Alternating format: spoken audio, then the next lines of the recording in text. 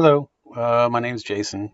I wanted to get on real quick and just make a video describing what makes a conspiracy theorist think the way they do. And a lot of people don't realize that some things went on the day of 9/11 that still to this day are very fishy, very, I smell a rat, so to speak. And I'm going to explain why that is. I, like everybody else, saw the buildings come down, the first building and the second building come down in its own footprint, seemingly like a controlled demolition. We've all seen these buildings that are wired with explosives to come down um, meticulously to take out the structural integrity of the building so that it falls completely in its own footprint. There's no chaos and things flying everywhere. It comes down very controlled. That's hence the term controlled demolition. And we pay these companies, millions of dollars to engineer these types of failures. And they're very good at what they do. So I want to just take a look and show you that the events on 9/11, the day of 9/11, were not as they were reported to be by the government, because we saw the first two buildings come down, but a lot of us didn't see the third building come down, which wasn't struck by a jet, which didn't have jet fuel in it. And the NIST report um, pointed towards normal office fires. And this building came down exactly the same way as the first two buildings. So, first of all, the media didn't tell us a whole lot about that third building coming down because it didn't fit the narrative. Which proves that the media is complicit in telling these untruths or these lies. Because if you're withholding truth, that is also lying. And keep in mind that these buildings, when they were built, were engineered to withstand earthquakes, were engineered to withstand hurricane force winds, were engineered with fire retardant material, asbestos in this case. They were engineered to withstand impacts from a 707, multiple 707 impacts, which was the biggest jet airliner of that time. So there are numerous things that don't add up with the way this building went down. And I'm going to show you some pictures of some video of this building going down. And we'll take it from there. So let me go ahead and get this video going. All right, so there we have the building going down. You can see it in the skyline there. And here's another shot from somebody shooting out of a window. Straight down it goes, not to the left, not to the right.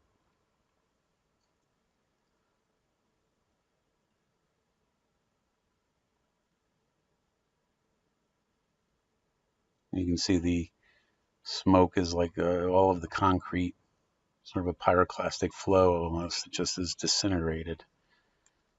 So, I mean, my question is, if we can get a building to go down this way by just setting it on fire, then why do we need controlled demolition companies? Why do we have to pay these companies millions of dollars? Watch this.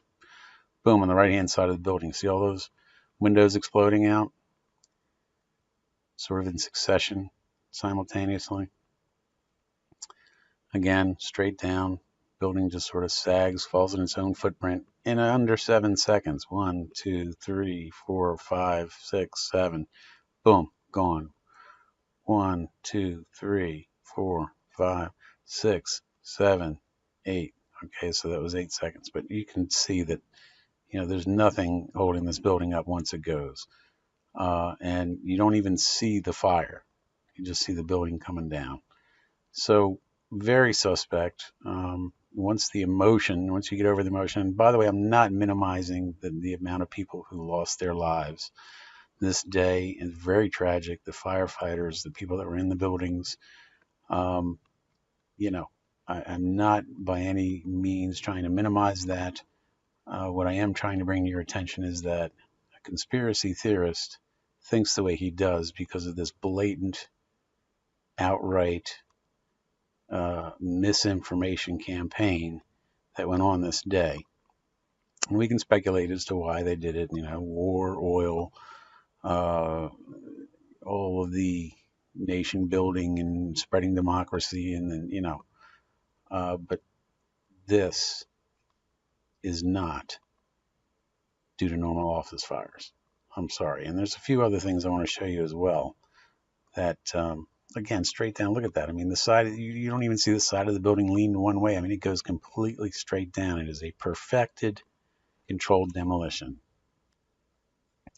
And now I'd like to bring to your attention Now, more on the latest BBC. building collapse in New York. You might have heard a few moments ago, I was talking about They the reported the Salomon building Brothers coming building down. collapsing. And indeed it has. Apparently that's only a few hundred yards away from A where half an the hour World Trade Center towers before were. it actually came and down. It seems that this was not a result of a new attack. It was because the building had been weakened during this morning's attacks. We'll probably find out more now about that from our correspondent, Jane Stanley. Jane, what more can you tell us about the Salomon Brothers building and its collapse? Well, only really what you already know. Details are very, very sketchy. There's almost a sense downtown in New York behind me, down by the World Trade Centers, of just an area completely closed off as the rescue workers try to do their job. But this isn't the first building that has suffered as a result. We know that part of the Marriott Hotel next to the World Trade Center also collapsed as a result of this huge amount of falling debris from 110 floors of the two twin towers of the World Trade Center. As you can see behind So as she me, moves her head, Trade Center appears to be still you burning. can see the building standing right behind her. Of smoke and ash, and we know that behind there that it there's is. an empty piece of what Now, was she's a already very reported that the building New York has fallen. skyline, a symbol of the financial Yet it is standing in the prosperity of skyline. this She's in city, front of a but, live shot. It's completely right behind her disappeared left now, ear. and New York is still unable to take on board what has happened to them Okay, today. that's World Trade Presumably Center there were very 7, or few the people Salomon in the Brothers Salomon building, as building when they it collapsed. I mean, there were, I call it. suppose, That's also what it was fears of called. It possible housed further some collapses CIA, around the different area. CIA That's departments. what you would hope, because It housed this whole some downtown area behind insurance me has been completely departments. It sealed housed off some and Secret evacuated, Service apart from the emergency floors workers. in That there was as done well. by the mayor, Rudy It also Giuliani, was the home much of the earlier Emergency today, Command Center because of, course, for the dreadful Mayor collapse Rudy of the Twin Giuliani. Towers of the World Trade Center. He spent about $15 But, million New York on the very much a 23rd city floor still in chaos. to Phones are bolster not that working with properly, the subway hurricane-proof lines are not working windows and its properly. And own we know that down power there near the supply, World its own Trade air Center, there are supply, 3 schools and that it are also being had a bunch of turned diesel into fuel in it as triage well. centers for Okay, so, emergency treatment. you know, And I this know that is over in the New York BBC Harbor, reporting this where the building famous actually Statue of Liberty collapsing is, there's a field hospital half hour where before it collapsed. Now, 1,500 if people that have been doesn't treated. demonstrate And we foreknowledge, have heard, though it's I don't know what does. unconfirmed as yet, But, that 100 New you York know, City that's police officers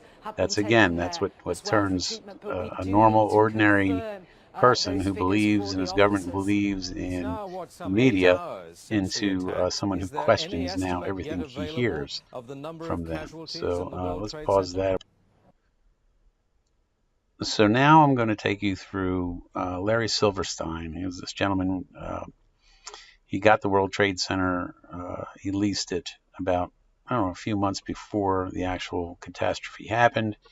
And he basically bolstered his insurance policies to cover terrorist attacks just a few weeks before the attacks, and then sued the insurance company for double indemnity. He got $4.8 billion because he said there was 2 separate attacks. So he got double indemnity.